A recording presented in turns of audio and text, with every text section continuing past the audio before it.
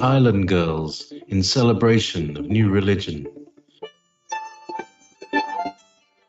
Nobody led me or said this way. I sailed alone on makeshift raft with wind as companion.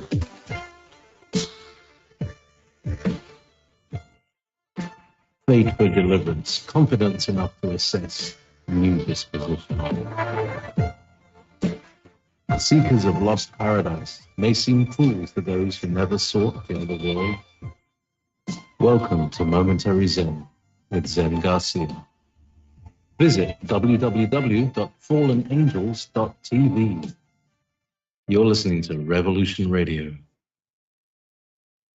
Hello and welcome, everybody, and thank you always for taking the time to join us in another live broadcast. I'm really looking forward to this update. It's been a long time since we did a show with Zack, Zack Mason, who has been covering and watching and uh, sharing and explaining to everybody with regard to prophecies and dreams and visions. He's definitely been on the forefront of all of that research. Zack, how are you doing, brother? I'm doing great, Zen. How are you? I'm doing good, man. Just I know you're busy. We're all busy. So many things happening, but I know what it's been a couple months, and I'm sure in that time there's been a lot happening. And certainly with the eclipse, it says that there will be signs in the heavens and in the earth. So yeah, let me turn it over to you. Give out your social media stuff, and then we'll move forward. Okay, sounds great, Zen. Well, first, again, thank you for having me on. If you need to find me, you can either reach me through our website, our ministry's website, Path2Hope.org, or you can find me on YouTube. Just look for Zack Mason, and you'll find me there. So, as usual, I continue studying the dreams and visions and connecting to prophecy and current events, and things seem to be slowly lining up more and more this year. Just with the news, things seem to be accelerating and coming into fruition clearly. The eclipse has everybody's attention. I did want to take a second and just encourage people, because part of my work is the Path to Hope. I minister to a lot of different people, disciple a lot of different people in the church. And we noticed about a month ago, maybe 5 weeks ago, there was a very sharp uptick in spiritual warfare and spiritual attacks, as well as an increase in people having dreams and even some healings and things like that. So if any of your listeners have been experiencing a lot of hardship or obstacles over the past weeks, when you're on your own, you tend to think that is just you. And oftentimes we don't connect it to the greater battle and realize that the enemy is attacking all of us at the same time. So I just want to encourage people with that and let them know that they're not alone. If they notice that, a sudden assault in recent weeks in the spiritual warfare arena, that it's happening to a lot of people. There's definitely an acceleration. And the spiritual material worlds, they're converging. So I think a lot more is coming to light as we accelerate, with the women and the birth pains, the women in travail and all that. So absolutely. Yep. And, I know the dreams are increasing as well. I just had another one of my interns at the ministry had a dream the other day, and in it, he was looking at the pantry in his house, and he was looking at his pantry, and it was empty. And he was talking with Jesus, and Jesus said to him, "Those who are not storing up are foolish." Uh-huh. And the indication, like there was a date given, and it seemed to indicate that 3 months of food was not enough. Like only having 3 months of food was considered foolish. Uh-huh. We have another gentleman with our ministry who's a volunteer, and he had a similar dream where God, in a voice that was like surrounding him, told him, "It is coming, and you are not prepared." And he said, "I have a month worth of food," and And the voice said, well, that is not nearly enough. Uh-huh. So Yeah. as these events continue, I just hope everybody is getting prepared. 6 to 8 months of food is the main physical, instruction that God seems to be giving us. But with regards to this eclipse, which is really the I think the thing that's on my forefront as far as research goes. I don't know how many of your viewers are aware of of the sign that's coming, but on April 8th of this year, there is a total solar eclipse that's going to be crossing the United States, and it's got a lot of people's attention because it's coming 7 years after another total solar eclipse in 2017. And then there was a third eclipse that happened last year, which wasn't a total eclipse; it was an annular eclipse, so not quite as strong a one. But it was late. It was in October of last year, and most people have recognized that if you track the paths of those three eclipses across the U.S., the lines they form create the Paleo Hebrew letter Aleph, the first letter of the Hebrew alphabet, but in Paleo Hebrew. And if you just consider the two total eclipses from 2017 and 2024, it forms a Tav, or a cross, which is the last letter of the Hebrew alphabet. So it seems to be writing in Paleo Hebrew across our country Aleph and Tav, which is the Hebrew equivalent of the Alpha and the Omega, which is a title of Jesus. Mm-hmm. And there's so many details. Like there's all kinds of documentaries out there. People are creating videos on YouTube. Everybody from the Bible code to other things, and they're analyzing different aspects of it. And everybody's finding these different little details that are just incredible. And when you put them all together, it's just massive. The amount of prophetic information encoded in this sign. And as you mentioned, the signs, the stars, the moon, the sun, these were created by God not only to be measurements of time, day and night and months, etc., and even years, but also for the seasons of history. We're supposed to be looking at them to know what season of history we're in. And this is part of why Jesus said to be watching for such things, and he said there would be signs in the sky.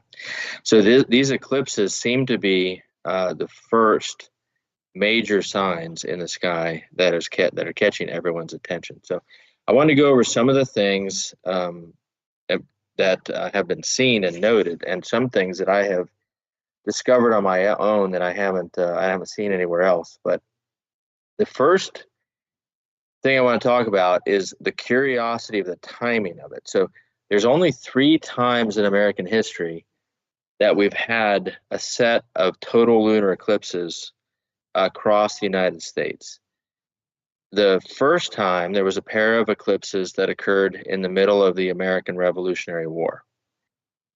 The second set of total eclipses occurred right around the Civil War. The first Civil War, I'll call it, because we believe there's a second one coming. And now we have these that have happened just now in 2017 and 2014. So that right there has caught everybody's attention, and there seems to be this instinctive understanding that these eclipses are not only portending judgment, but specifically war. And we've got more details in them that are telling us that. Zen, have you heard of a dream that George Washington allegedly had about the future of the country? Yes. I have. And that book is it's found in The Secret Destiny of America, that particular dream vision, and how it was supposedly, how it unfolded and the details behind it. So yeah, very interesting. Okay. Yes. Well, and to just summarize it, according to, there was a very early account in a newspaper in the early 1800s where it was alleged that George Washington had a dream about from God about the future of the country.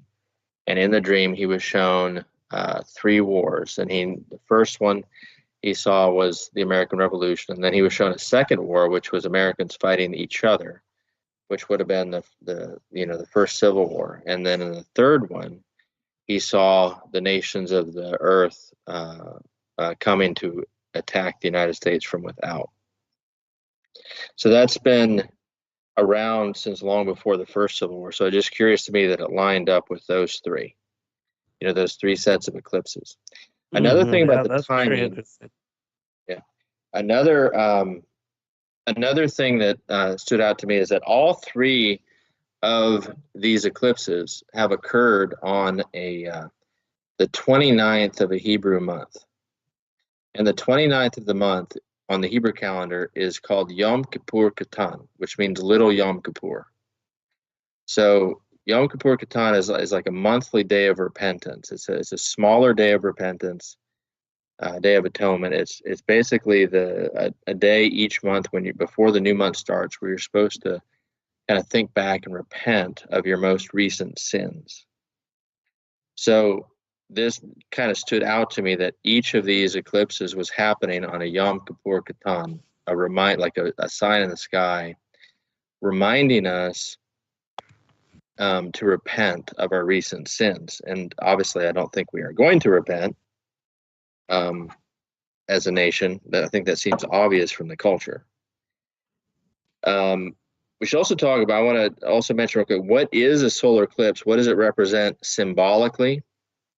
By the way, if somebody's got a comment in the chat, I am watching the chat. I'm trying to watch the chat on YouTube as we go. If you have a question, try to put it in all caps so that you catch my attention and I can see it. So anyways, what does a solar eclipse represent? Well, a solar eclipse is when the moon blocks the sun from this earth. Well, the moon is a symbol for God's people, and the sun is a symbol for Jesus himself. I've gone over this before, I think, on this channel, on your show, but in my book, The Gospel According to Nature, I really go into these signs in detail. But if you'll recall, there was a solar eclipse at the crucifixion of Christ. And there's reason to believe, I think that might have actually not been the moon. That may have been Planet X blocking that sun, because that happened at Passover. But for now, let's stick with the symbolism of a normal solar eclipse. You basically got a symbol of God's people blocking the truth of Jesus from the world, is what a solar eclipse is. And so while this seems like a judgment on the whole country, and it is a sign of judgment for the whole country, the truth is it's the church causing it. Because if the church was not lukewarm, if the church was repentant, the church was walking well and on fire, if the church did not need to be judged itself, then he wouldn't need the judge, because the church would be doing his job. It'd be doing the job it's supposed to do, and he'd just be waiting on them for evangelism and to go out and people to be brought into the kingdom. But when the church sins, the church, we go to on Sunday and we jump up and down and we worship and we sing the songs from Bethel and Hillsong, and then after that we go to the lake and get drunk with our friends. He's going to have to judge us because the church is not doing its job. So that's the symbolism of the solar eclipse. The church is blocking the truth of Jesus from the earth. And another way we're doing that is we're not clearly saying what is sin and what is not sin, because we're afraid of people not liking us or being censored. Another thing about the timing, this eclipse that's coming on April 8th, are you aware of the significance of that day, that Zen, on the Hebrew calendar? No, tell me. That is the last day of the Hebrew calendar before Nisan 1, before the new year starts. Oh, okay. The new religious year. So again, it's just many curious timings lining up. At the same time, we have this solar eclipse happening right at Nissan 1. At the same time, you have a very rare alignment of 4 planets with the Earth and the Moon and the Sun. And well, obviously, they're going to be aligned with the Sun all the time. I guess that's nothing special. But the 4 planets that are aligning are Venus, Mars, Saturn, and Neptune. And what stuck out to me is that Jupiter is not in line. Now, symbolically, I see somebody asking about Mystery Babylon. Yes, Mystery Babylon is actually Mystery Babel, and that is the United States. But we've talked about that in a lot of their programs, and I talked about it on my channel. So, anyways, Venus is the goddess of love, same as Aphrodite, same as Libertas. Venus is the whore of Babylon, or the false church in this case. Mars is the god of war. So you got the false church, war. Saturn is the god of the underworld, so the devil.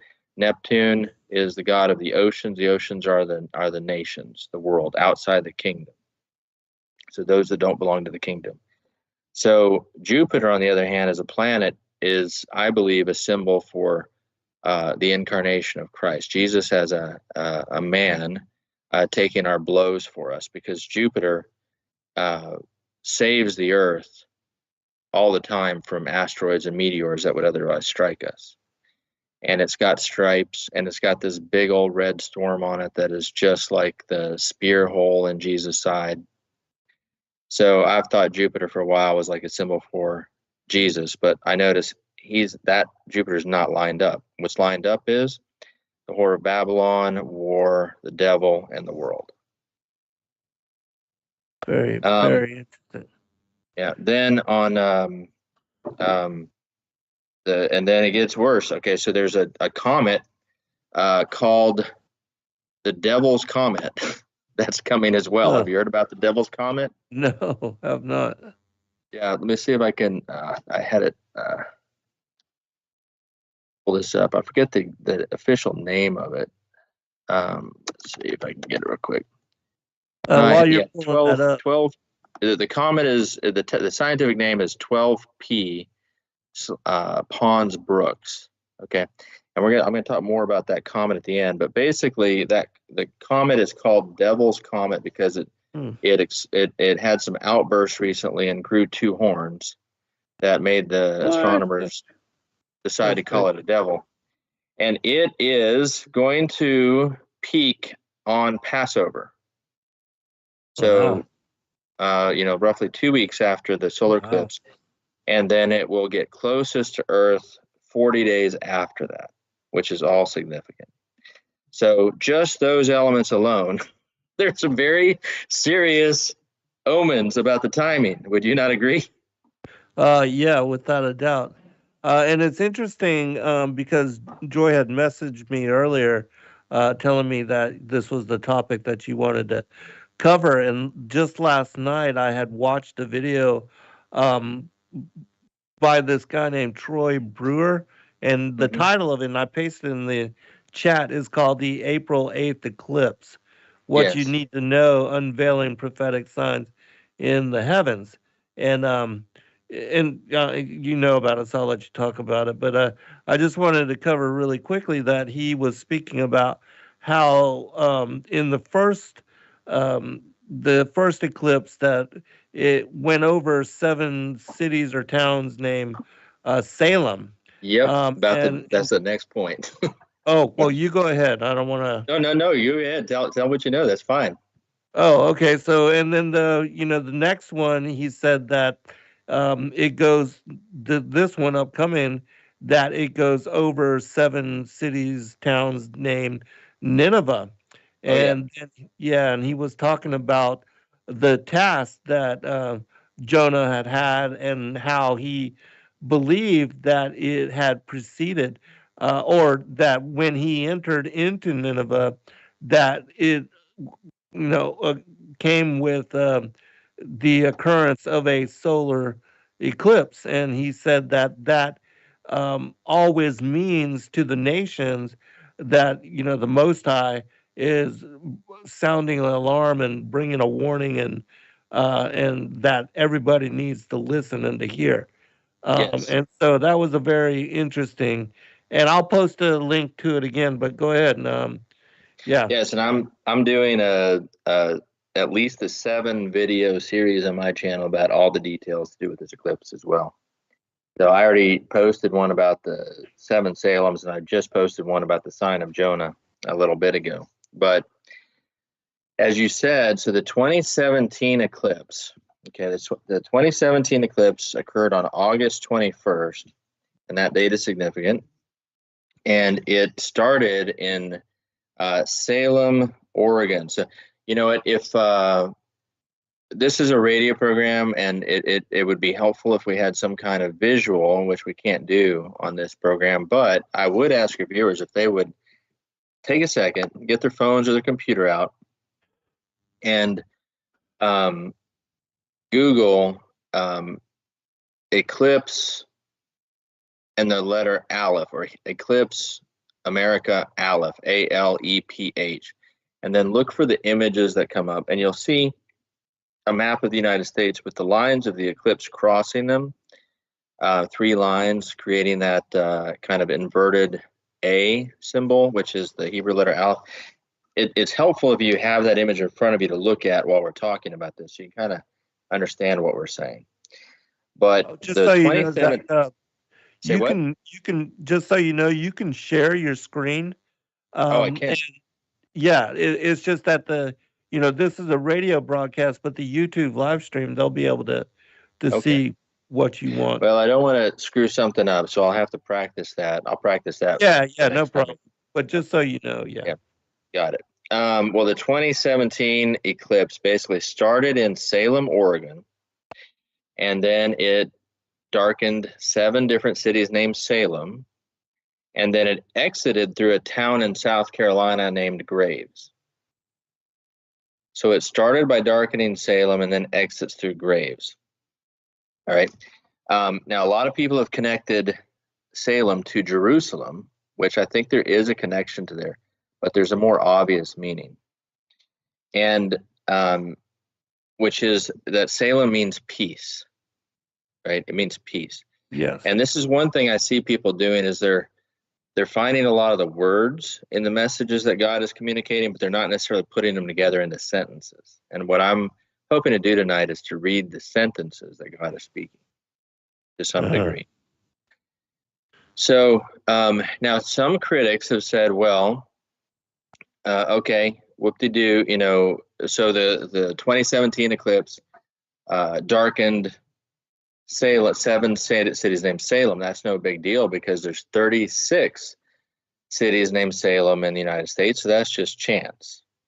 And you could argue that one. I still think that the probability is still fairly low to be able to do that, especially since it's not 6 Salems or 8 Salems, but exactly 7. 7, yes. Yes. 7 is an important number.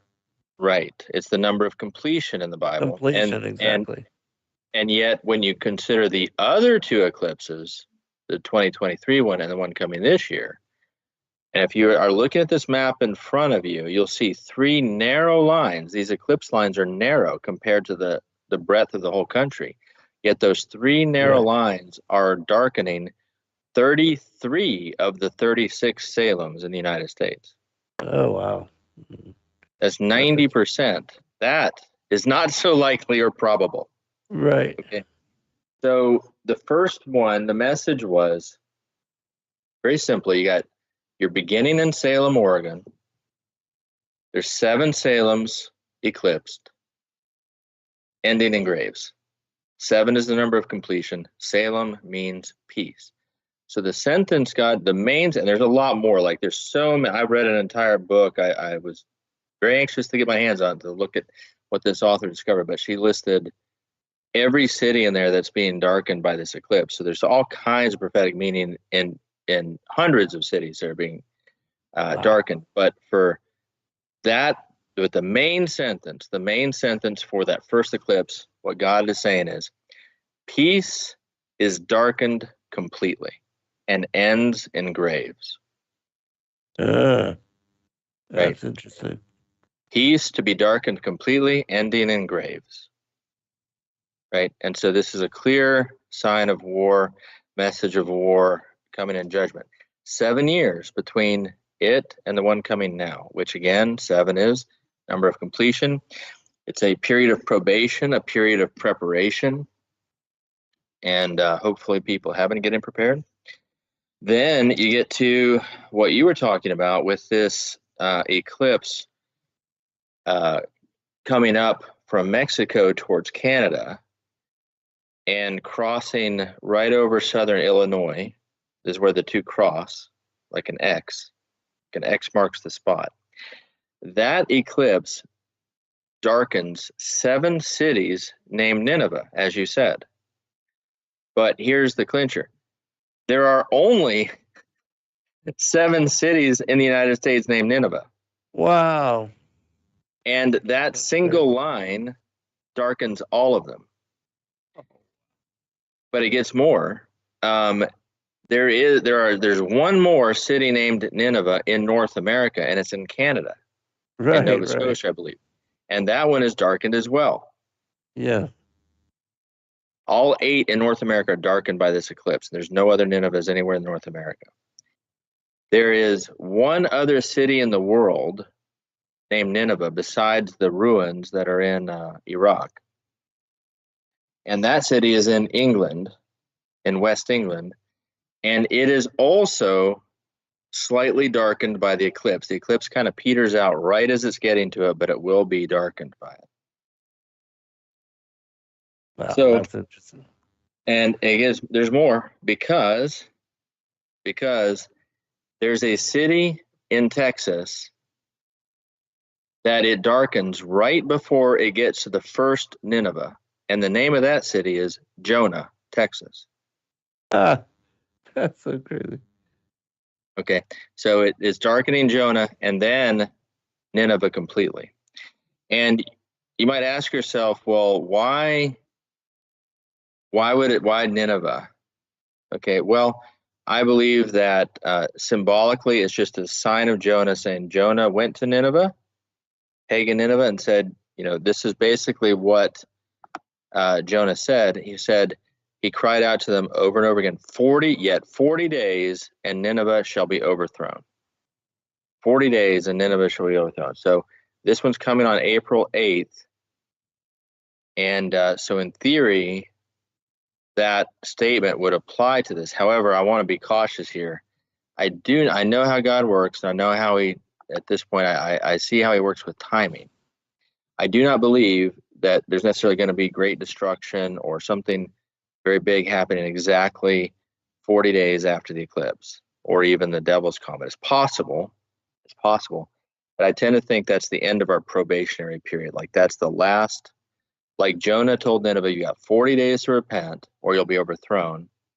So we have 40 days from the eclipse to repent. And after those 40 days are expired, no more repentance possible.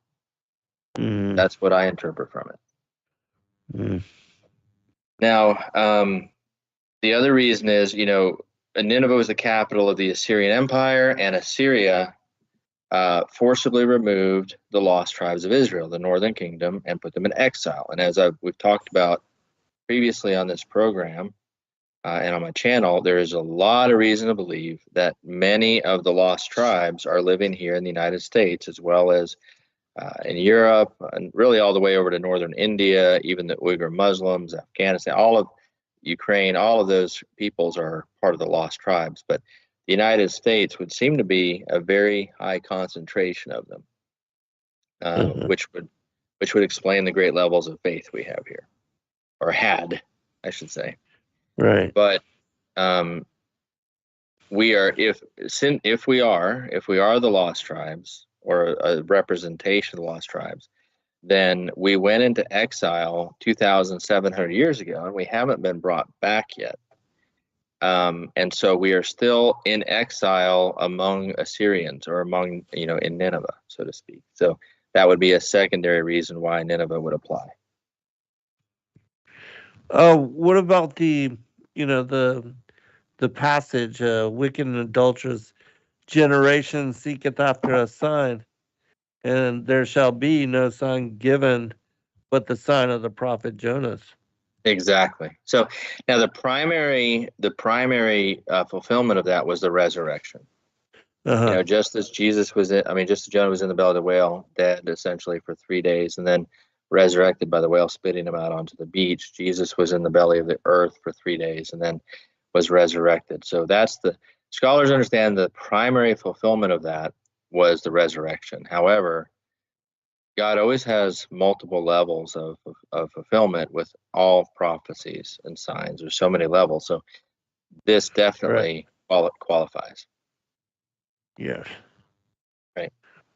So, and what time how long before break? We don't have break until the top of the hour. Until the top of the hour. Okay. It's not every Good. 30 minutes, just top of the hour. All right.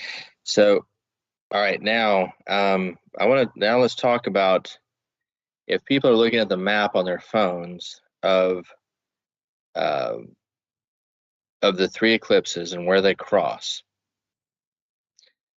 There are 3 X's. When you have 3 lines crossing each other, then there's 3 X's. Okay.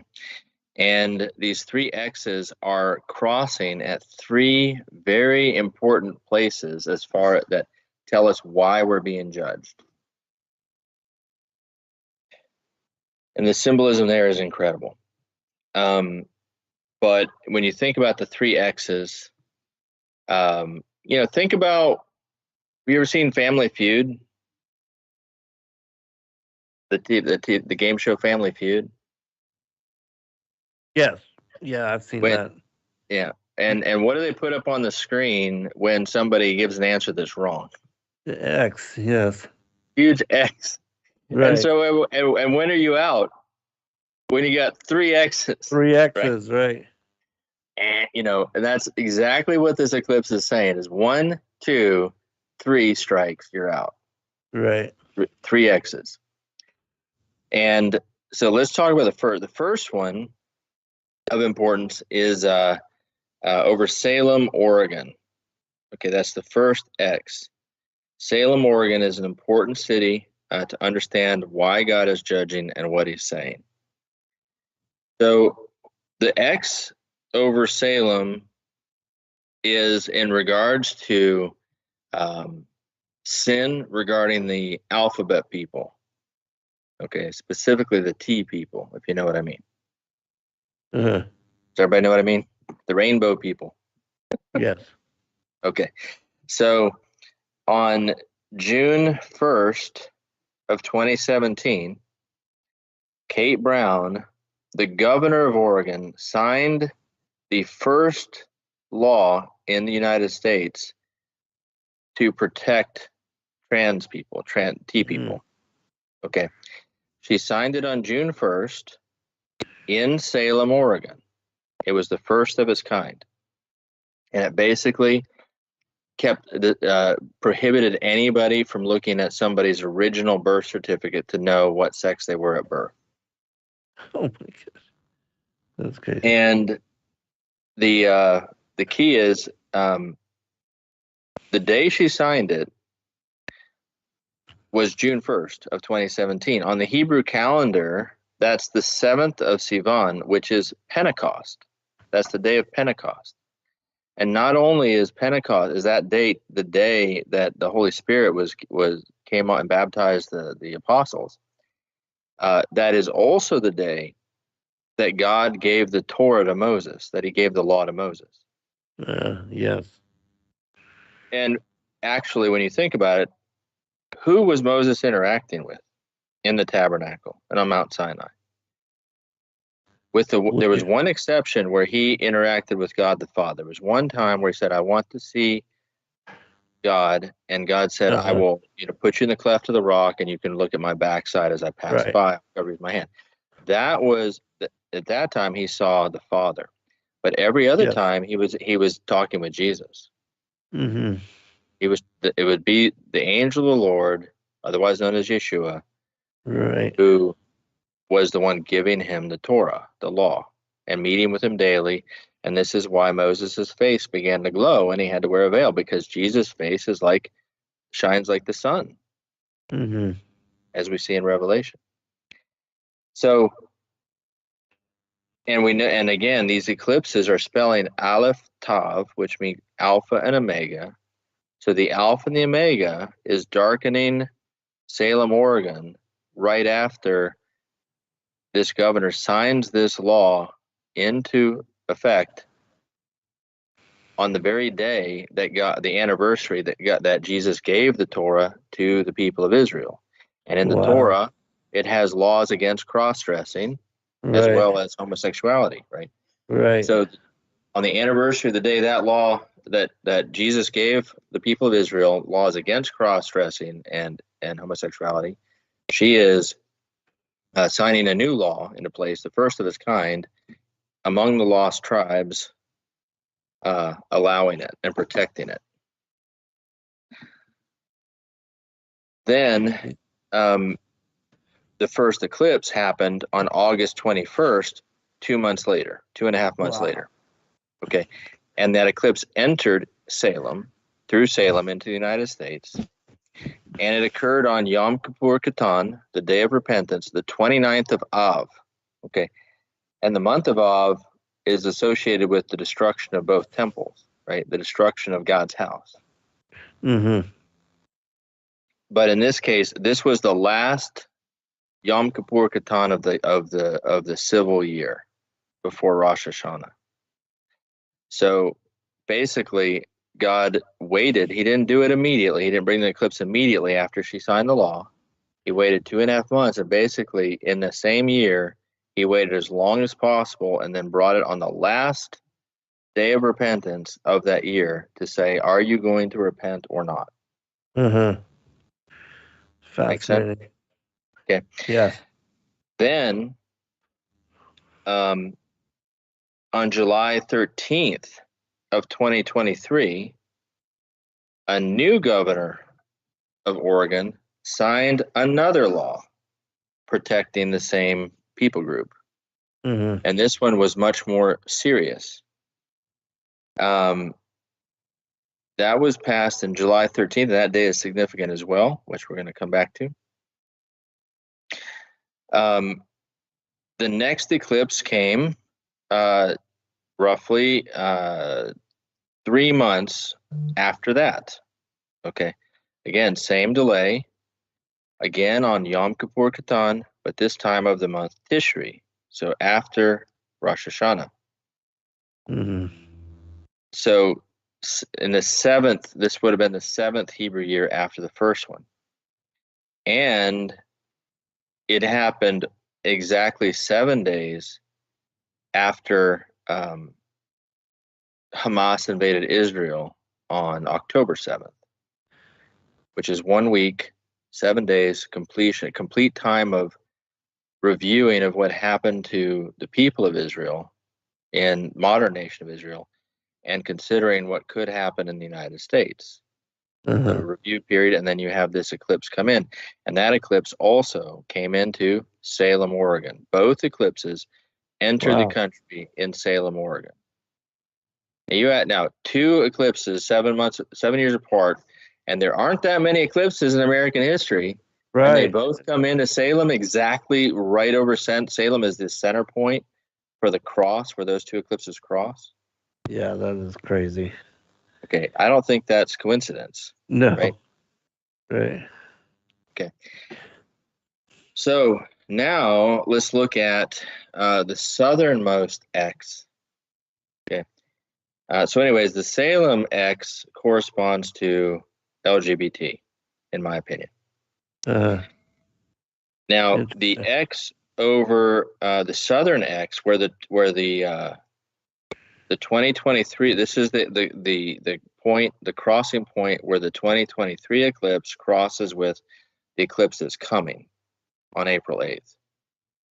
Right. That one crosses over San Antonio, Texas. And there's 2 different ways this is to be interpreted prophetically.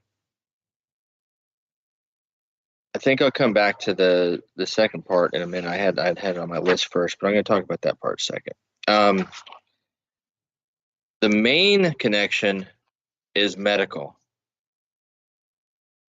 So I did not, until I started researching, I did not realize just how strongly San Antonio is connected to certain kinds of research into certain kinds of cures that are given for certain kinds of diseases that have been controversial. Okay. Wow. Okay. And if I say it, I get censored, right? Yeah. You get censored. Right. Everybody knows. Yes. Yeah. So, and San Antonio is Spanish for Saint Anthony, and Saint Anthony in the Catholic Church was an order of monks that were associated with hospitals and healing and taking care of people medically. So that's part of the association. But there is significant funding, like that city. There's a company there. Let's see if I can find where I had this pulled up. Well, I'm not going to find it easily, but there's a company called Texas Biomed. Okay, and if you just research, just Google around, just say anybody can find it pretty easy. Just Google Texas Biomed, and then type in a recent disease of your choice, and then type in the forbidden cure word. Okay.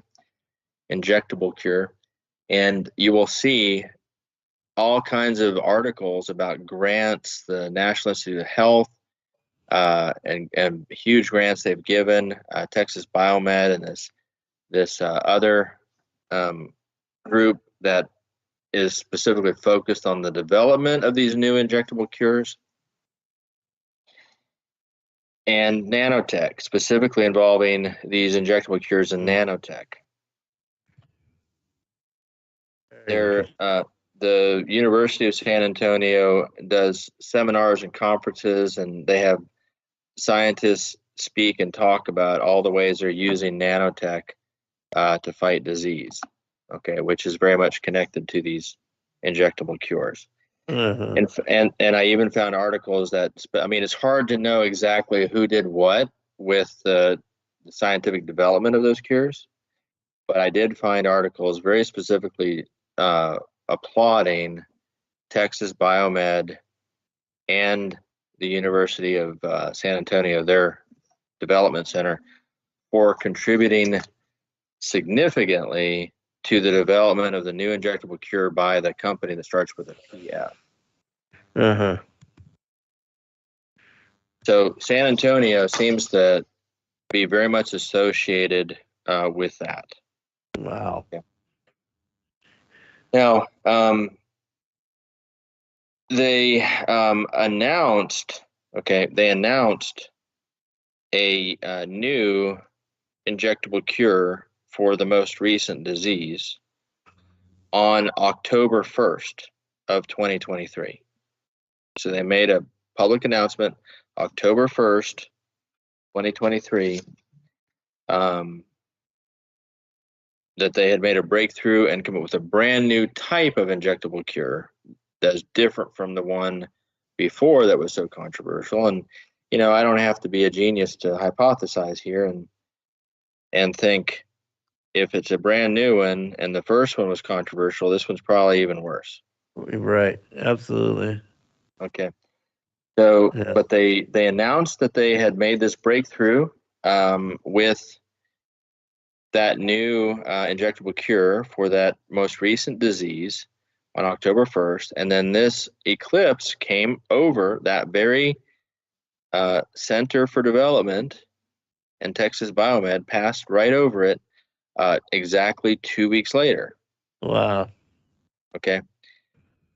Now, then they began testing at Texas Biomed in San Antonio. They began testing on a brand new injectable cure for Marburg virus, which is a form of Ebola.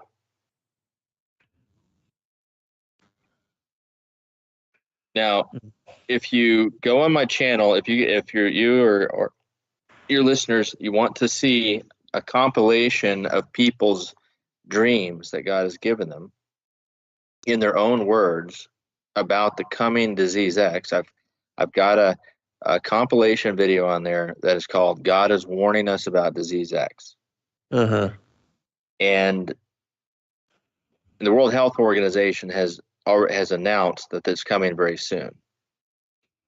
Did you see that? No, I haven't. Yeah. So in January, 2 months ago, the world. I already had these videos. I've been, I've been studying these dreams for 3 years. Okay? Right. I've got someone who says Marburg is the next pandemic with a qualification. It's actually there's actually 3 more pandemics coming. Maybe I shouldn't use that word. Sorry. There's 3 more coming, and Marburg is the second one that's coming. Okay. If you want to know the details, this is what I'm trying to. You know what? I want to take a second, Zen. I know I've been talking straight. I'd like to let you talk a little bit, but I've been teaching for several years.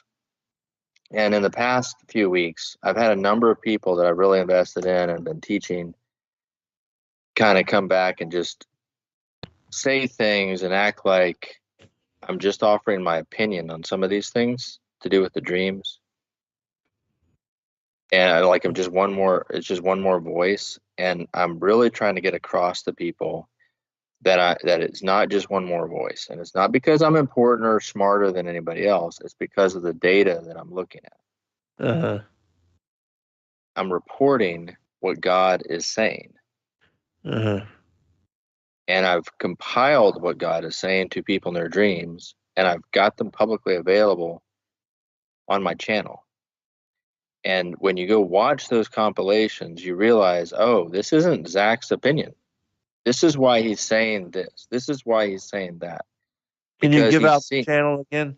Yeah, Zack Mason, Zack Mason. I don't know how to emphasize. I mean, because honestly, Zen, I'm not a self-promoter. I don't have an ego. I'm not good at marketing. I don't like marketing myself at all. And if I start talking too confident, people think that's what I'm doing.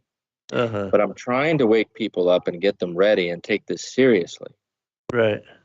And if I know a lot of people listening to us tonight, you have a lot of different guests come on, and they're going to think this is just one more show. This is just one more guy talking about his opinions on things. And I'm trying to say clearly, I'm telling you what I've watched, what I've seen God is telling people. And when you hear him, everybody saying the same things, that he's telling them the same things, it becomes the facts of it become overwhelming, even though they haven't happened yet. Right. That makes sense? Yeah. So if you go on my channel, look for a video I did. It's not the most recent one, but it's not too far back, maybe 7 or 8 videos back. And it's called God is Warning Us About Disease X. And in there, you will see the details, and you'll learn what to do and what not to do. And God is telling people clearly that the next the next disease is going to be a variation of the first one, of the one that happened in 2020. Okay. Except the one that's coming, this disease X is coming, that's a variation on the one from 2020, is going to have a 30% fatality rate. Ooh. It's not going to be a joke anymore. It's not going to be, kind of just a fear disease. That's the percent of people that will die. The American people, however, are going to rebel. They're going to refuse to lock down, is what's been seen. And when that happens, the elites get mad and they release Marburg as punishment. And that one has a mortality rate of 80%. Oh, wow. And that is the pale horseman of Revelation in spades. Death and hell following behind him. We have no idea the number of people that are going to die from that. It's not going to be fun. Okay. So that's what's been seen. It's also been seen that when the next mandated vacations come about, that it will be done with martial law, a suspension of the U.S. Constitution, and the National Guard will actually massacre people who are observed in public with guns. And the government, of course, will be blamed for that. There'll be a scandal, and the way they handle that scandal is to turn around and focus everybody's anger on Christians. And they're going to say that Christians are the real ones to blame for this. If Christians had taken the last injectable cure, we wouldn't have this now. And if they weren't posting all this stuff on social media, telling people this isn't real and all this conspiracy stuff, then we wouldn't have this now. And the Christians are the one, and the Christians are the one refusing to take their mandatory vacations inside their homes. They're insisting on their rights, and so they're killing you. I thought the last part of Albert Pike's vision was all of what you're talking about here. And they and people really will be dying, right? Yeah. So that's why neighbor will kill neighbor, because one neighbor thinks you're taking away their constitutional rights, the other one thinks you're killing them with a disease. Right. And when you get that level of things in the game at stake, the people get really angry. So I've talked about what I call phase one repeatedly for a couple years. I'm understanding those mandated vacations by the National Guard under martial law. That is the official launch of phase one, the chaos and violence phase.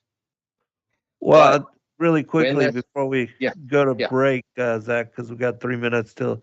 But I was gonna say we are in kind of the perfect setup too, as far as the political environment, because it's going to be a repeat of the insanity that we had the last time. I mean, and the violence that the country being divided and how it was so hyped up. I mean, and if we get the same individuals in there and the same representation of these two, the left-right paradigm, it could get ugly quick. Yes. Well, I think everybody's sensing that, and I don't know.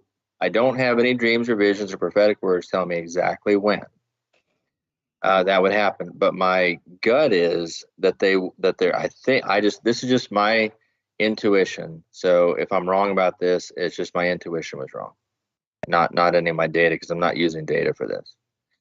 My intuition, my gut is, I think they're going to wait to release the first one until after the election. I think they're going to wait and see who wins. And if they don't like the winner, namely Trump, then they're going to release it after that and declare martial law so they don't have to turn the government over. That's what I'm expecting. So, I could see that, because certainly they did not want to let him come back into office and to hold power, and so all that was. And while we're talking about this, there's one very, very important instruction with regards to the announcement of these lockdowns coming, which is, do not go to the grocery store when it's announced. Go watch the compilation of videos on my channel. You'll understand why. It's a mistake. You need to have your preparations done before the announcement is made. You will not know ahead of time the announcement's coming. It's going to be sudden. It's going to be a surprise. It's going to catch everybody off guard. And that's why it creates so much panic and violence on top of that. And that's why the National Guard has to do what they do, because people go crazy in the stores trying to get all the food. So when it's announced, everybody listening, I'm urging you to have your preparations done and just go straight home and be at peace. If you've listened to God and you took warning, then you have your preparations. You don't need to go get any last minute stuff. Yeah, you don't want to go into that kind of situation. It's going to be all out chaos. Hold on, Zach. All right, we'll be Sure. right back, everyone.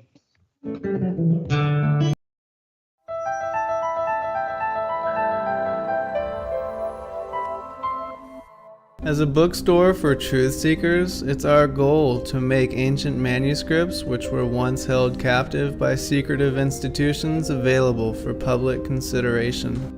In our generation, where wisdom has increased as Daniel the prophet foretold, we have access to many of the testimonies our early church brethren were persecuted for preserving. After being hidden for centuries, these manuscripts have been leaked from various sources throughout the earth, and it's our goal to gather these sources into printable form to make available for all who seek the ancient way. If you're looking to deepen your studies of the biblical narrative, find these ancient manuscripts and more at sacredwordpublishing.com.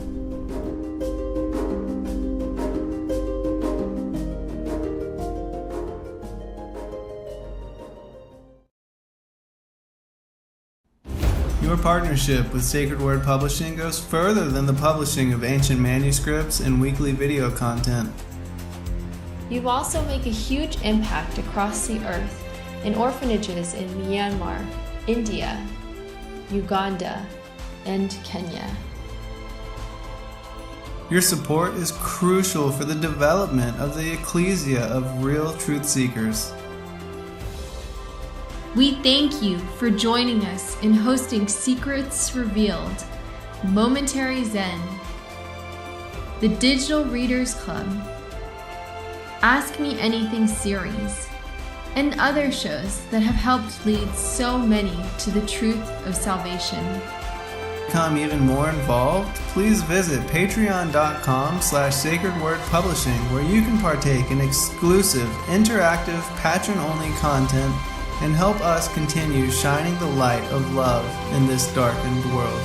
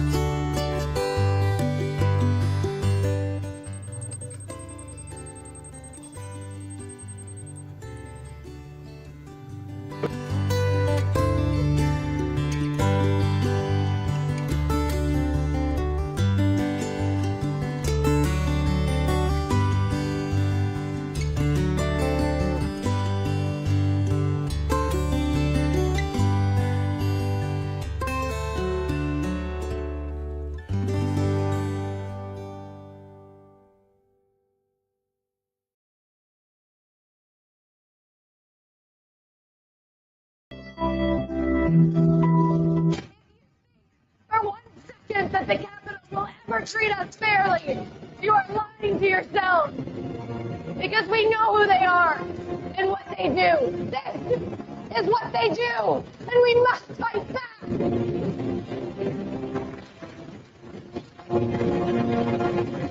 You can torture us and bomb us, fire is catching.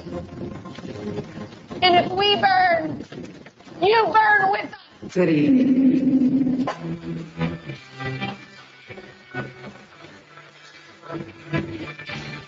Are you awake yet? I hope. We've tried and we've tried for years and years to use passive resistance and loud voices to make a change. The time is over. Your governments around the world have no other goal than to decimate your entire existence at the hands of the bankers and the elites. The war is coming. And it's your choice to decide if you want to be a warrior or a victim. Denial is not a choice anymore. Revolution Radio, freedomslips.com, the #1 listener-supported radio station on the planet. Not giving up. Revolution Radio.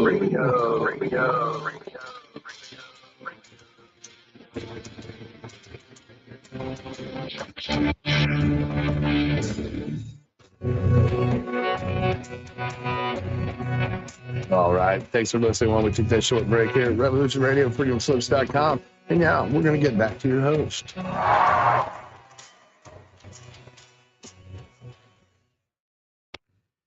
All right, welcome back, everybody.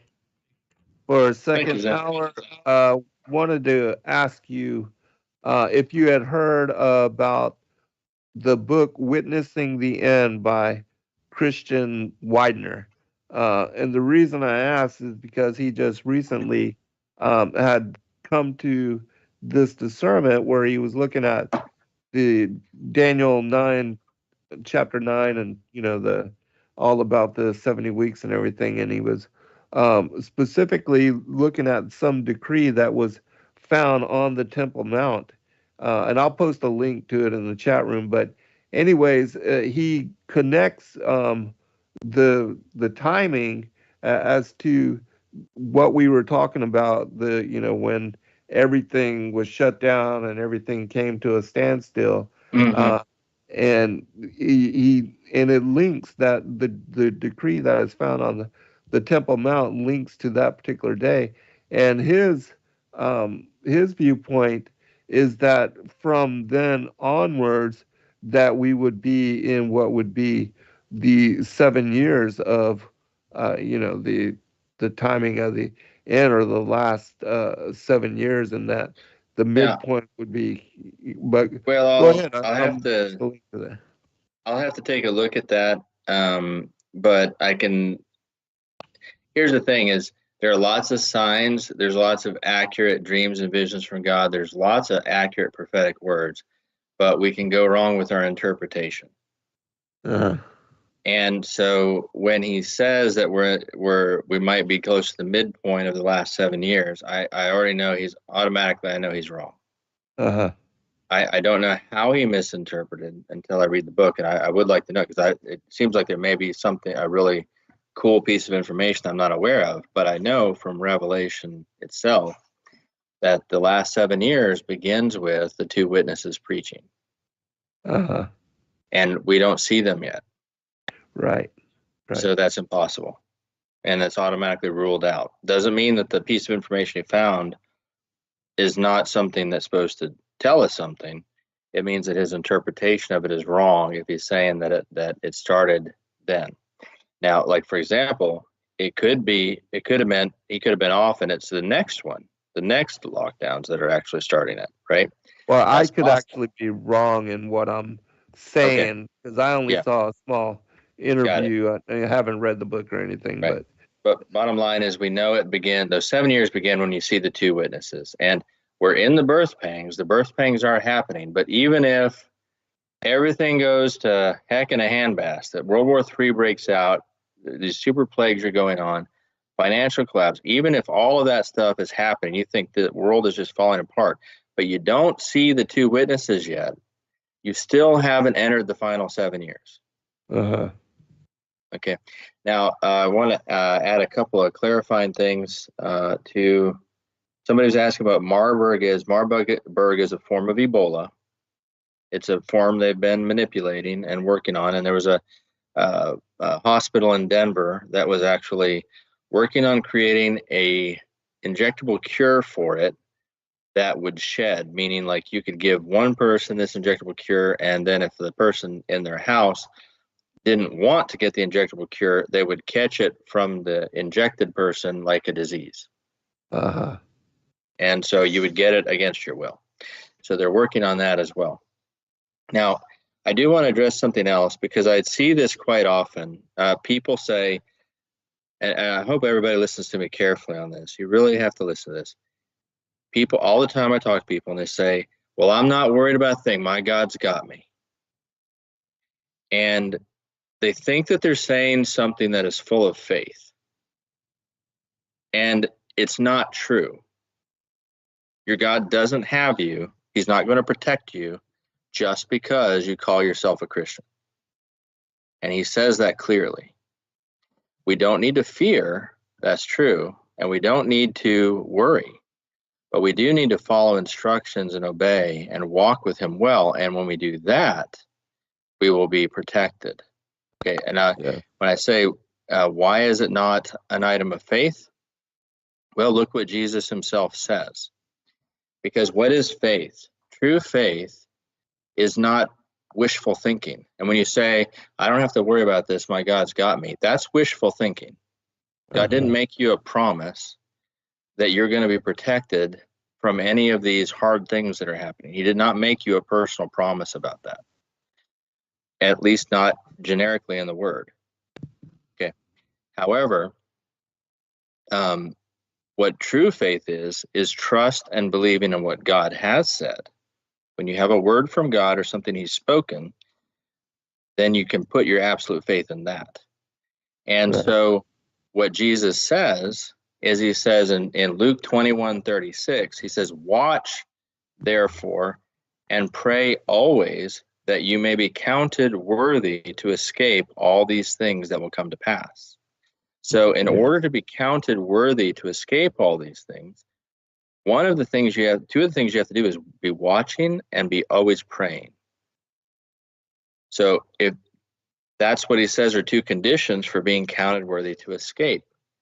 There's other things that he's been speaking in these dreams and visions to people, and it makes sense. They're not like mysteries or secrets. He's saying that you will be supernaturally protected from many things. If you are, no, Lenny, I'm not speaking blasphemy. You need to listen. Because these are not the wrath of God. Okay. And someone who is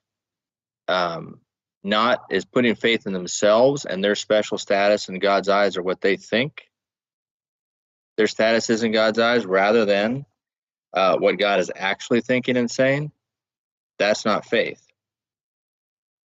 So what Jesus is speaking in dreams and visions is that the remnant, those who are following him well, will be protected from these things in general, but not from persecution. Okay.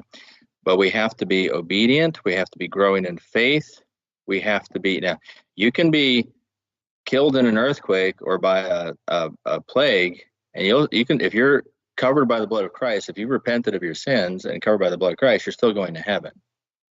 It just means you're not going to be around to be serving God during the tribulation because you were not walking with him well. Does this make sense? And I also think that, we have a responsibility as well to prepare, because that's what he tells us to do, and to also to not just because a lot of people are those that once saved, always saved. They have that faith that no matter what they're gonna do and no matter what they do, they can't judgment won't come against them because they have special provision. They're Christian, and no matter what, they're going to be protected. But again, I think that the Most High gives us signs and warnings through the prophets, and that we need to heed and to observe, and especially when it comes to simple things like store some food and water and prepare for what could be, the principle is this: is Noah was warned by God, right? Yeah. And what did Noah do? He built an ark. He built an ark. If Noah had not built the ark, then that would have been evidence he did not actually have faith in what God told him. Right. If Noah had said, I'm good, my God's got me, he would have drowned. Right. Now, he might still have gone to heaven, right? But he would have drowned. Right. And when Pharaoh had the dreams about the 7 cows coming up out of the Nile, they took action. Exactly. They stored food. If they hadn't stored food, a lot of people would have starved to death. Yes.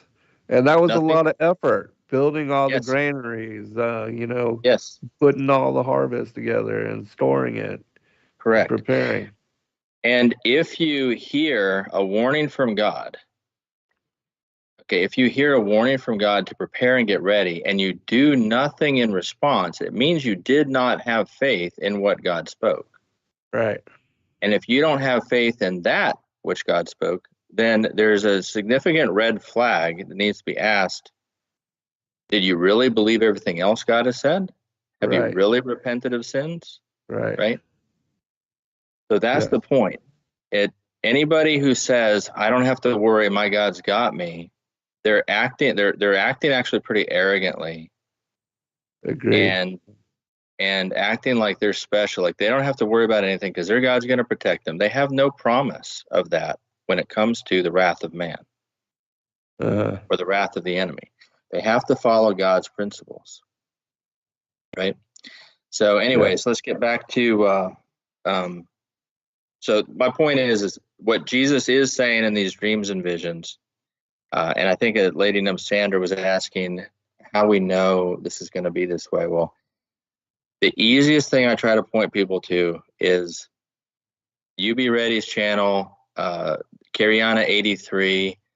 There's several other voices out there. There's about 10 people so far that I've identified that are truly repeating the words of Jesus. They're all saying the same things.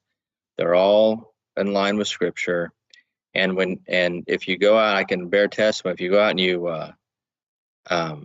go out and watch 4,000 dreams and visions and interview Christians directly, like I've done, you will see that you be ready, and these guys are giving very clear words from Jesus that don't contradict anything that's been shown in dreams and visions or the Bible.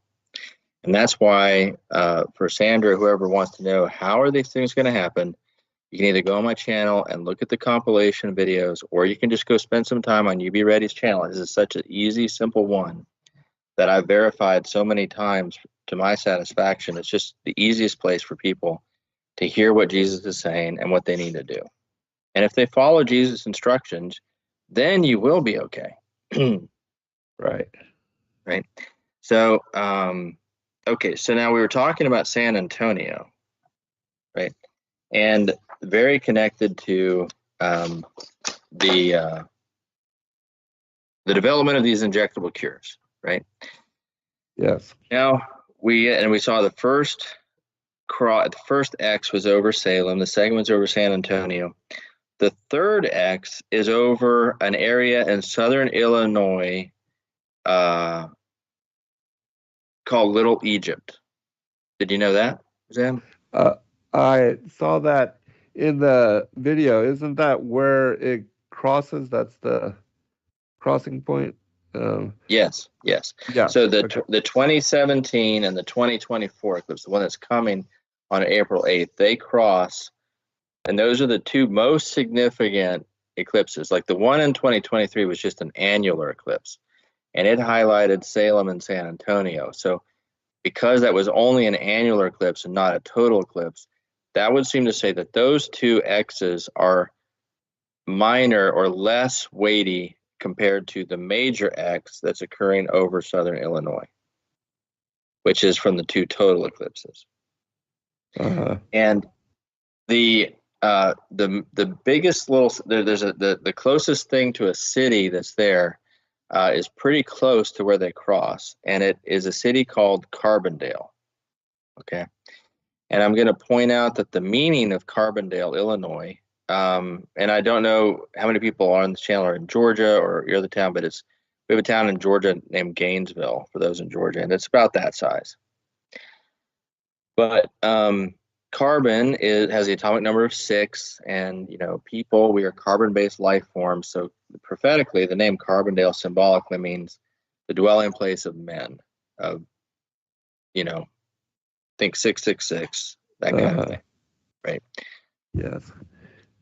But here's the curious thing about Carbondale. Carbondale was just kind of a sleepy little college town, and then in the past 2 years, though, it has become the abortion capital of the Midwest. Oh, wow. Because all of these other states surrounding Southern Illinois have banned abortion, and they've and they've made it very difficult to get abortions. So, but the women of those states, or the men trying to or pressuring them to do this, are not taking no for an answer, and they're driving to Southern Illinois to get it done, and they have been for the past year or so. So there are several new abortion clinics that have popped up in that area, right in this area of Little Egypt, Carbondale.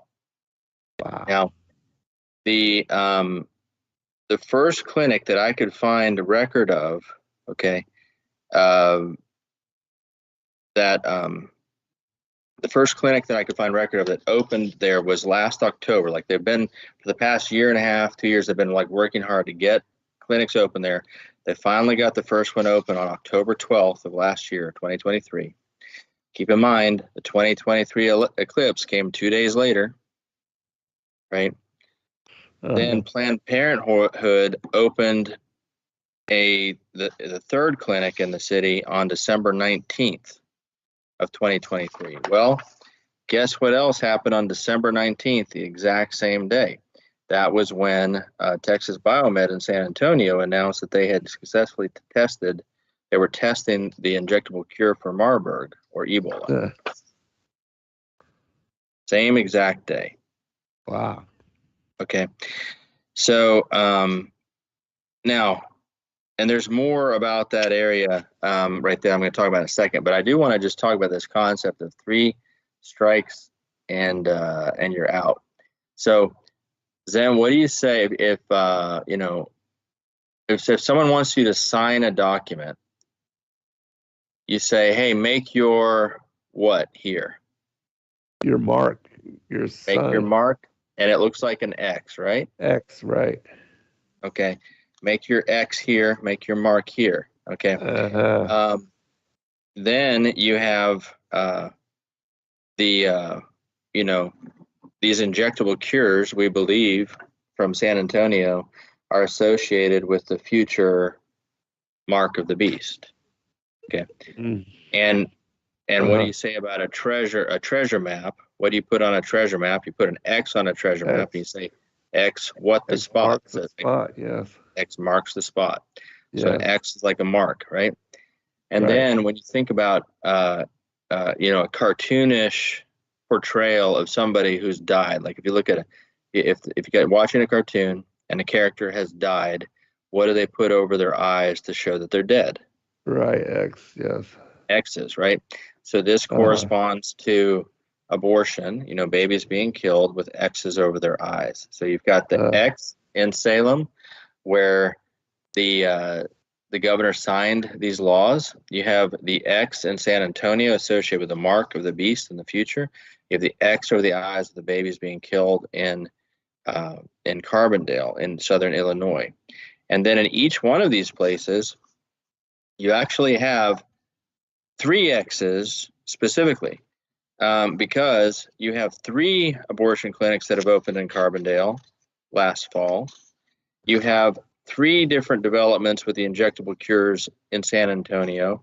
The first one being the first one that was already available. The second one was made available in October, and then now the Marburg one is being worked on now. That's 3 strikes and you're out in San Antonio, 3 strikes and you're out in Carbondale. And and then in Oregon, I'm not quite sure about this. There's another possibility of that she signed 2 laws clearly, and then there was a third one done in 2020 where they beefed up the hate laws and made it a serious crime if you and they included gender identity as part of the hate laws. Right. So that one could be considered the 3rd strike, and it probably should be. All right. So you got 3 strikes and you're out in each city, 3 strikes and you're out for the whole country in those 3 areas. The 3 reasons being LGBT, the injectable cures, and abortion. Okay. And then the final straw will be the dividing of Jerusalem, which I've said before corresponds is the launching of phase 2 of the judgment in America, in the Civil War phase. But I also will note that the X over Carbondale over Little Egypt is right over the New Madrid fault line. Wow. Okay. And if you go on my channel, you can look for another compilation video that talks about the future earthquakes that are coming to the United States associated with the sixth seal. And what people have seen in their dreams about the earthquakes there is that it sinks the Mississippi River, that the New Madrid fault line sinks, and the American continent becomes 2 continents. And it also causes a massive cascade.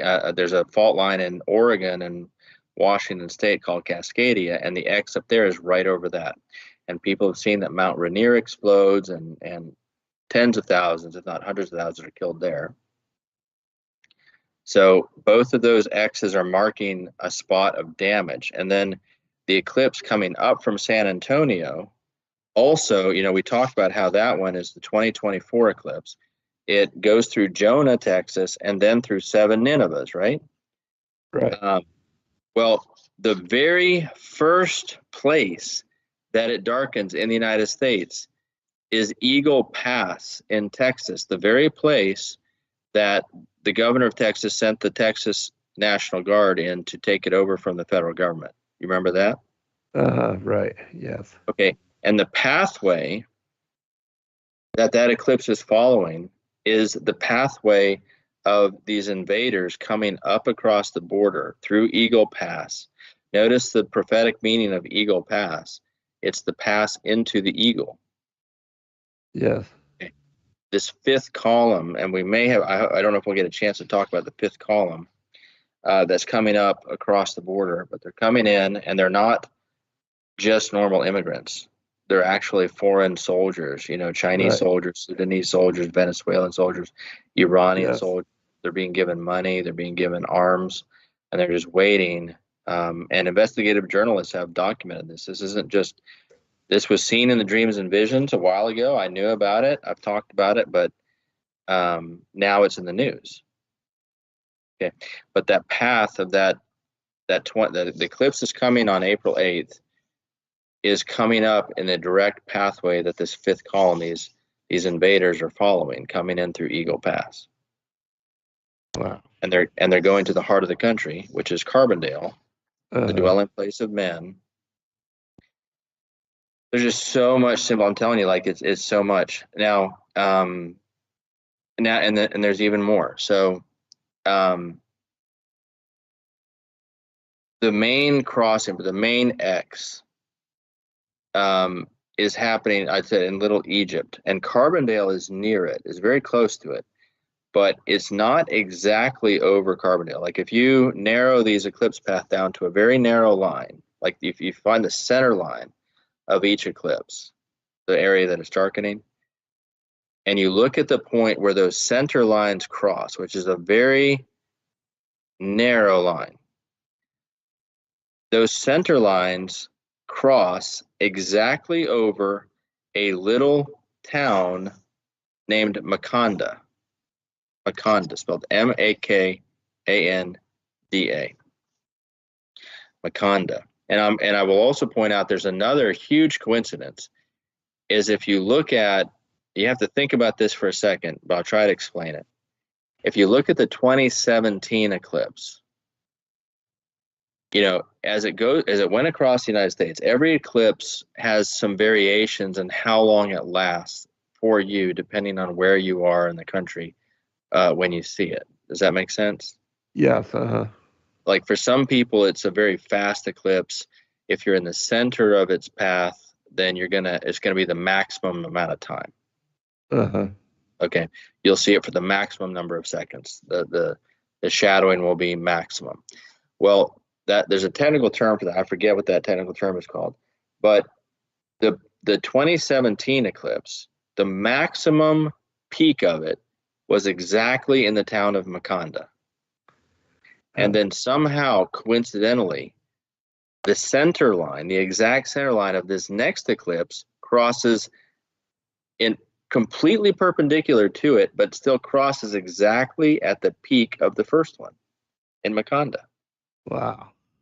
There's just, I mean, I don't know I don't know how to explain that so people understand, but that scientifically and mathematically speaking, that's impossible. I mean, it's incredible. Yeah, it's impossible. Impossible. Unless right. it's specifically designed by God. Yes, exactly. All right, now it gets worse. So, you know what Makanda means? Makanda means woman of power.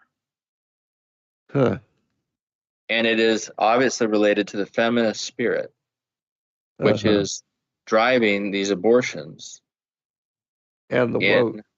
Carbondale. Yes. Yes. And the other things. Yes. Right. The feminist spirit is really driving all three of those issues, but especially abortion.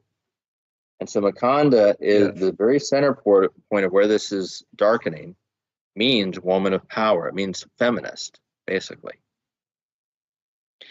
And the city of Makanda, the city of Makanda, it's not a city. It's like a little town. It's just a little town. They're only known for one thing, and you're never going to believe what they're known for. They have a festival every year. Once a year, they have a festival called Vulture Fest. Vulture Fest. And we'll remember that Jesus said, where the carcass is, there the vultures will gather. Right, yeah. And that's exactly what this festival is called. It's a gathering of vultures. Wow. Okay. And Jesus said that in response to the disciples, not asking him, like he was describing the end time events. And the disciples were asking him, not when is this going to happen? They were asking him, where is this going to happen? And when they said, where is it going to happen? He said, where the carcass is, there the vultures will gather. Wow. And it's a musical festival. 6,000 people in the middle of nowhere are going to come together for a music festival at the exact center point of this crossing of the eclipses. And what was going on in the desert of Israel on October 7th when Hamas attacked? Music festival. In the middle of nowhere. Right. Wow. So, and what day, and you know, and that the day that hit, in Israel, that music festival was going on the last day of the festival of Sukkot, the Feast of Tabernacles. Last year on October 7th, Hamas invaded on the last day of the Feast of Tabernacles. Wow. Okay. Well, the Vulture Fest in Makanda, Illinois last year, I think it's at the same time. Well, actually, I don't see the dates but never mind. I'm off on this one. The dates for last year were October 21st and 22nd. So I guess they have not announced this year.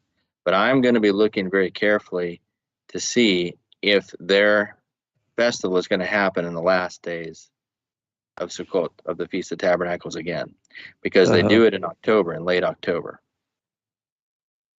Right. So there's just so many coincidences that it's crazy. And then right outside Makanda, there is a state park called Giant City. That's and then next to that is a natural stone pillar that they call the Devil's Stand Table.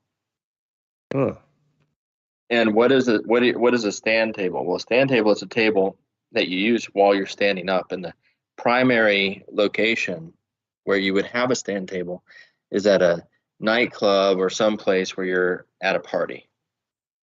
So symbolically, it's saying the devil's party ground.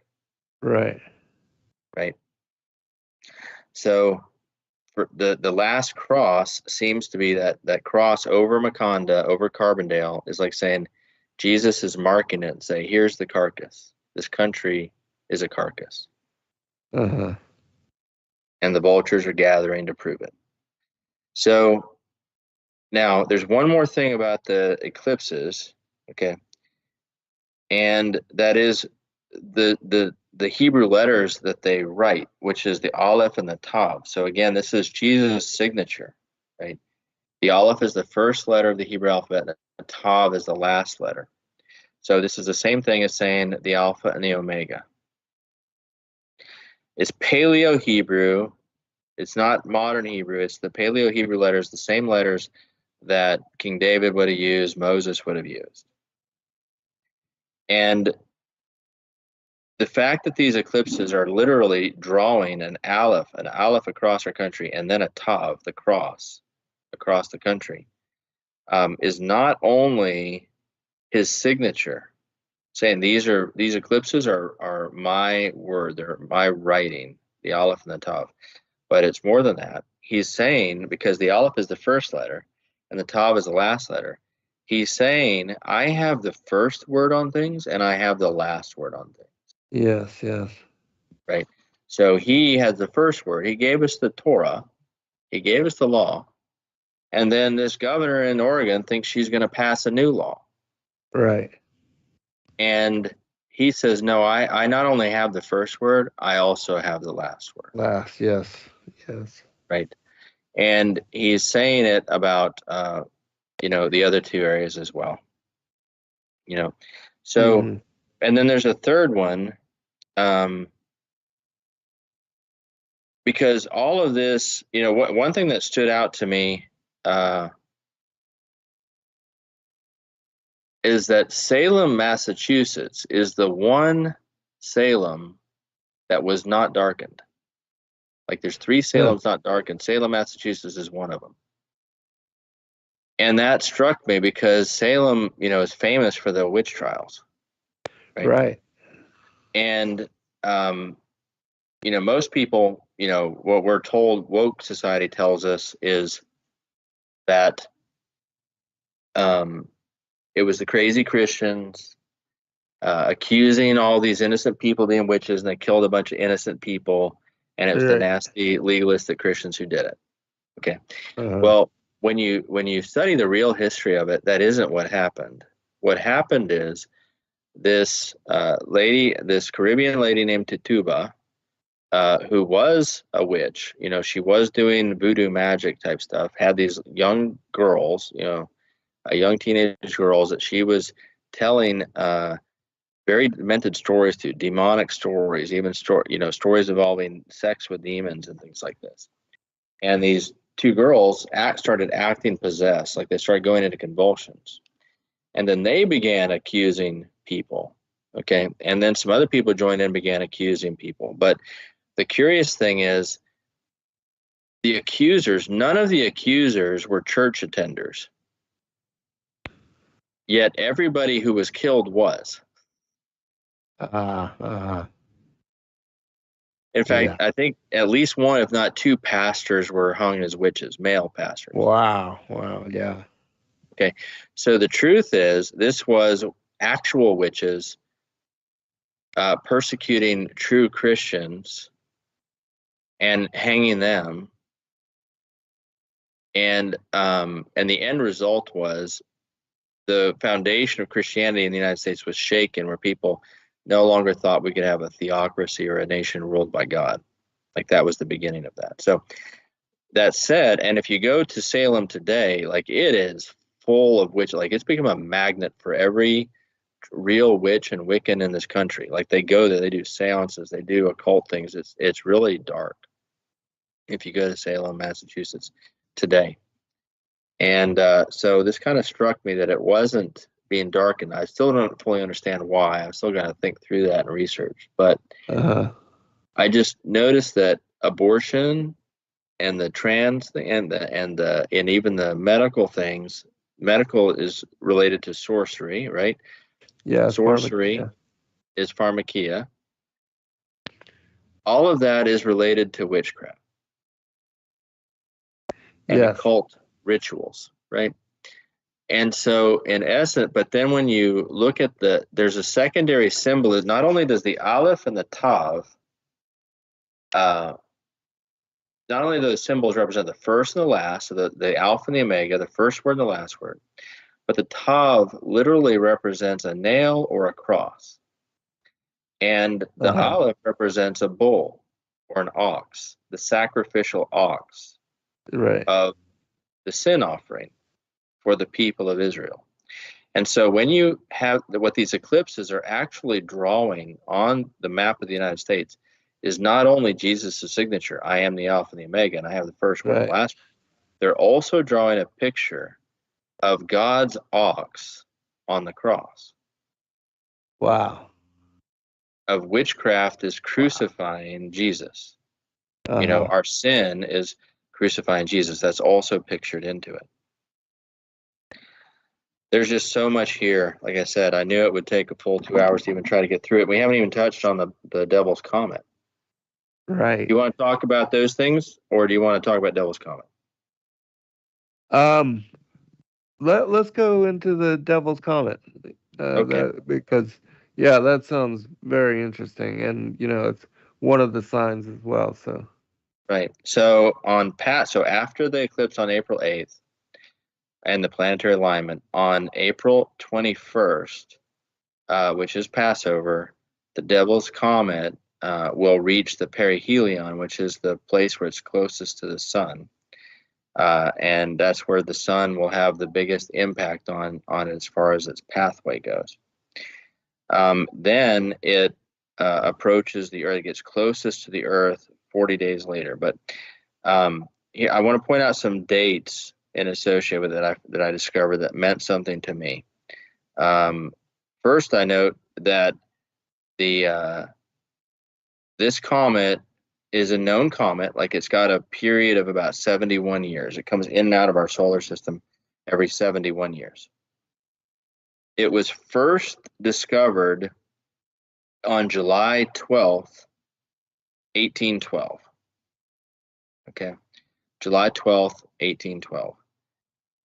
It was recovered last year on July 10th, 2023. So right about the same time, about 211 years later, we recovered it, meaning our telescope saw it again for the first time. And but what else was happening in 1812? Well, you had the War of 1812. And what happened in the War of 1812? Well, the White House was burned down. Washington, D.C. was burned. Right. So I think that is being pictured, especially since, remember, it was discovered in July 12th of 1812. And the first Oregon bill, I mean, not the first one, the third Oregon bill law that was passed was signed into effect on July 13th, one day after the anniversary of it. Interesting. And then it had its first outburst. So the Devil's Comet had an explosion on its surface that created one of the horns. Like, it's got, the reason it's called Devil's Horn, the Devil's Comet, is because it's got two horns. So when it was first observed last year on July 10th, it did not have any horns. On July 20th, exactly 1 week after the governor of Oregon signed that third trans bill, it had an explosion on one side of it, and it created one of its horns. That is so crazy. Okay. Now, the new injectable cure created by Texas Biomed for the variation on the former disease not too long ago, the C disease, that was announced. It announced that they had it ready on October 1st. The comet had its second outburst and created the second horn on October 5th, 4 days after that, or 5 days after that. Now, that's not 7 days, so that kind of threw me, but I did look at the dates, and October 1st was a Sunday. And I just started thinking about it. I thought, well, companies who want attention typically don't announce things late on Fridays. Right. Because of the news cycle. If they want attention for something, and you want nobody to notice, you announce it on a late Friday. That's why you have all these, dumps of controversial stories that happen in Washington, D.C. and late on Fridays. Right. So, but if you had an achievement, a scientific achievement, you want your company to get credit for, and you are ready to announce it on a Friday, your PR people say, hey, let's wait till Sunday to announce it. Uh-huh. Right. So if that were true, and I have no way to prove that, there's no way I can prove it, but if that were true, then you would have exactly 7 days again. Mm-hmm. So, and then you have, again, the perihelions occurring on April 21st of this year, Passover, and it's coming closest to Earth on June 2nd of this year, which is 40 days later. And I'll note that it's also 1 day after the very first trans bill was signed in Oregon. 1 day after the anniversary. Wow. So all of this stuff seems to be very interconnected. Yeah, so many symbols. And it's just crazy to me that all of it, it's just so clear how everything is interconnected. But that's why I think it's significant. That's why I think a lot of people are taking note and making these documentaries again about it. Oh, without a doubt. I mean, how can you not know immediately, and especially seeing all of these connections and all of this information coming together and the significance of all of these things, even with Nineveh and Salem, and I mean, yeah, it's just wow. It's a lot. It's mind blowing. It is. So, there's obviously a lot of things on the horizon. The thing we're talking about, I'll just refer to as the fifth column.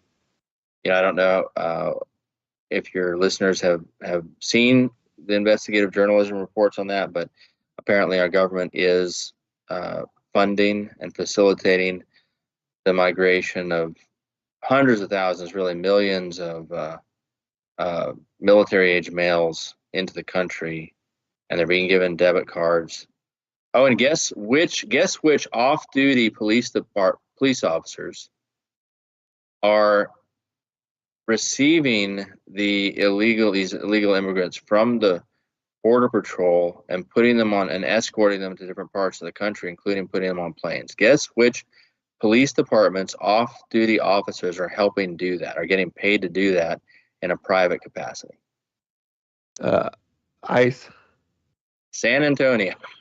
Oh, really? Oh, my goodness. Okay, yeah. So it's just one more thing. So there's prophecy and dreams where people have seen that there's going to be a code word given at some point where this fifth column, basically it's millions of these guys who are going to be given a drug, the same drug that was given Hamas, that makes them crazy and super sexual and never get tired and feel like they're invincible and suggestible, and they're going to be told to just go rape and pillage everywhere. Right. And this is also part of what creates the phase one chaos. It's what the Nazis did too, right? I'm not familiar with that part of Nazi history, but it wouldn't surprise me. Yeah, I believe so. They used to give them the pills and it was type like Adderall type thing. Yeah. But yes. So we see that building up and getting ready as well. And there's just so many elements to these eclipses that are pointing to that. They're pointing to disease X. They're pointing to the New Madrid fault line, and even the future civil war. We've got, of course, internationally, you got Taiwan. You've got them talking. I saw a report today. Israel, the war in Israel is apparently about to ramp up again. They're going to go into Rafah, right? Which, by the way, was the city of the giants in the Old Testament. And then Russia's seeming to start to get active again in Ukraine. And then I personally had a vision about Kyrgyzstan.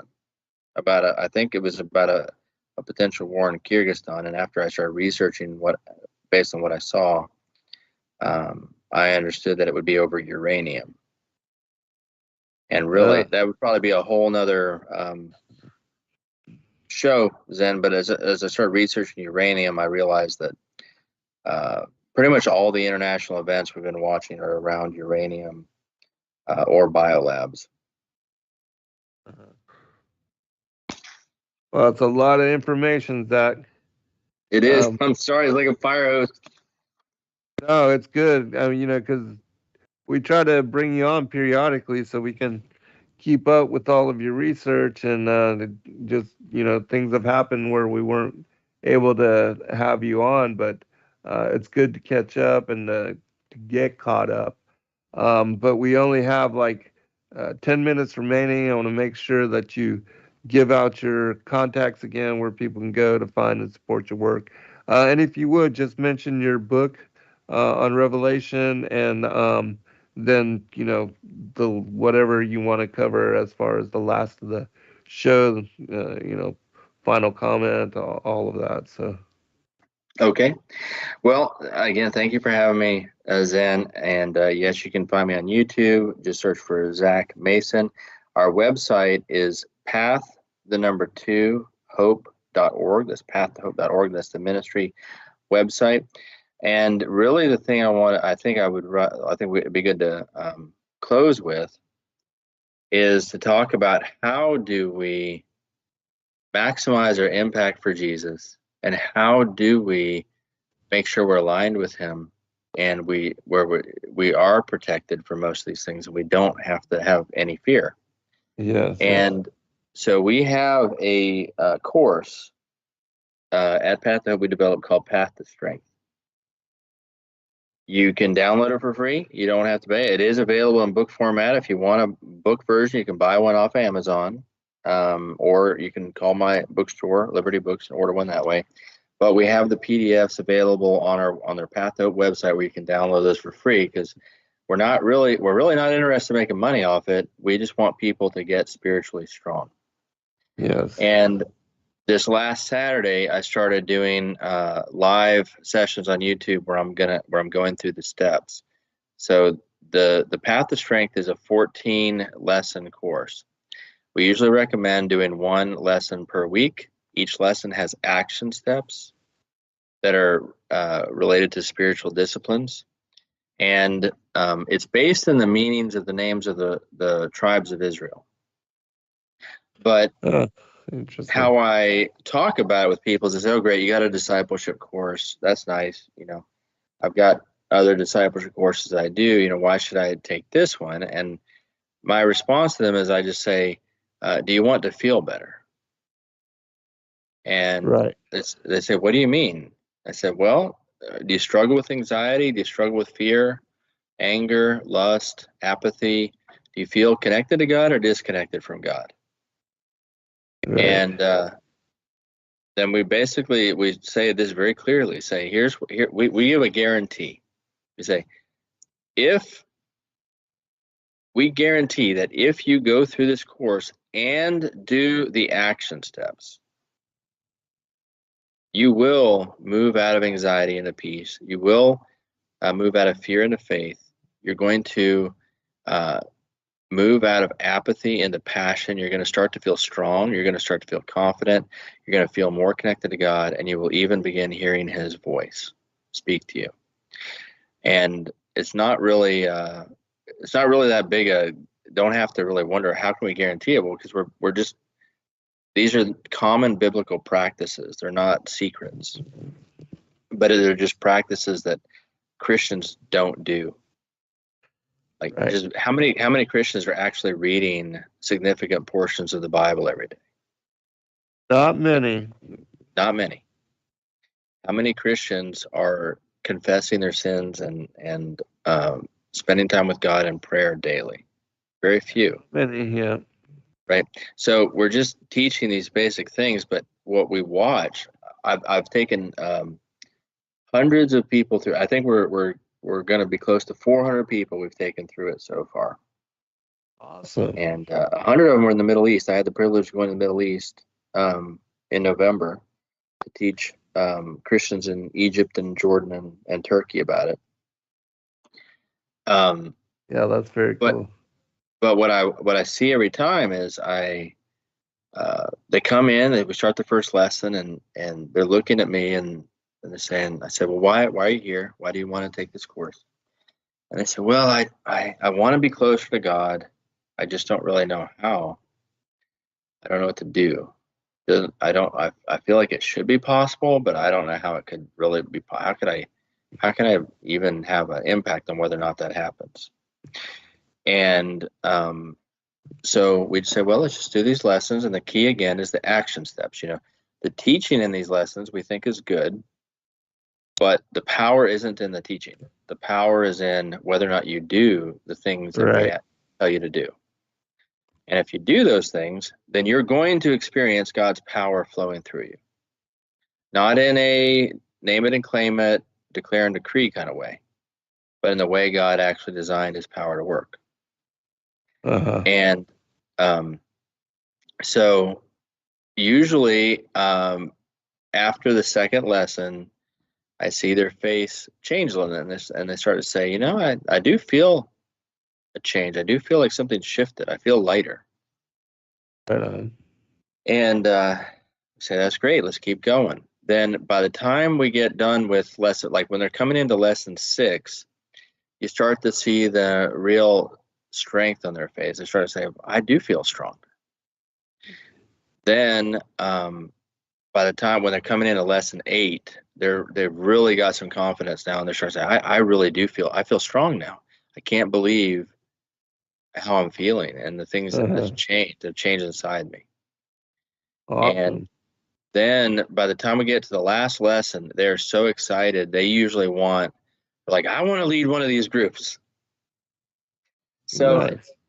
I guess what I would ask your listeners to consider is, would you consider helping us strengthen the kingdom of God, strengthen other believers to get them ready for the time that's coming? Would you go on to the Path2Hope website, take a look at the PDFs, at the lessons, just take a look at it. And if you would like to help your family and friends get really ready, truly ready for what's coming, so they're spiritually strong, spiritually ready to handle it, all you got to do is start one of these groups. We designed it to be led by people who hadn't even gone through it themselves. It can be led by people who haven't gone through it themselves. And we can help you get one off the ground. It's really not that hard. We just coach you. Basically, you look for a co-leader, a friend who wants to lead it with you. You pick a date, you start inviting people. We teach you how to talk about it when you're inviting, so people will be attracted and want to give it a chance. And then you start going, and the people are going to be excited themselves. They're going to experience the power of it and want to do it. Awesome. So we would invite everybody to go to the website, look at it, really consider doing that. Our passion at Path2Hope is getting believers strong. Yes. That's absolutely necessary in this time too, because a lot of people are weak in their faith, and the things that are happening are overwhelming. You can't survive in this environment of spiritual warfare at the level it's at. You're not going to make it as a believer if you're weak in your faith, if you're not walking with God well. You're just not going to. You're going to get, like this is what I was talking about earlier when I say people say, "Oh my God, it's got me. I don't have to worry about it." Well, if you're not reading the Word, if you're not spending time with Him in prayer, if His power isn't flowing through you, you're going to get deceived, or you're going to get lost in anger one day. The enemy will attack. You're going to get angry, provoke a fight, and next thing you know, you're not doing so well, right? Right. So there's spiritual strength is the only answer, and it's really what Jesus wants from us. So I just think about, like we take street teams out to do outreach. And I tell the volunteers before we go, I say, listen, you guys are Christians. You're strong enough Christians that you're here to do an outreach. It means you care about God, you love Him, you love His kingdom. You're probably in the Bible. And even you, think about how much spiritual warfare you go through. Think about the temptations, think about the attacks of anxiety, fear, anger, what you've been fighting against. We're Now, at the end, Zack. yeah. Okay. Then think about the guys in these extended stays and apartments and homes isolated who don't have access to the spiritual strength you do. Right. Thank you, brother. Thank Was you. great catching up. Be blessed, You too. all. Chief. Talk to you soon. Talk again soon. Shalom. Be blessed, all. Good night.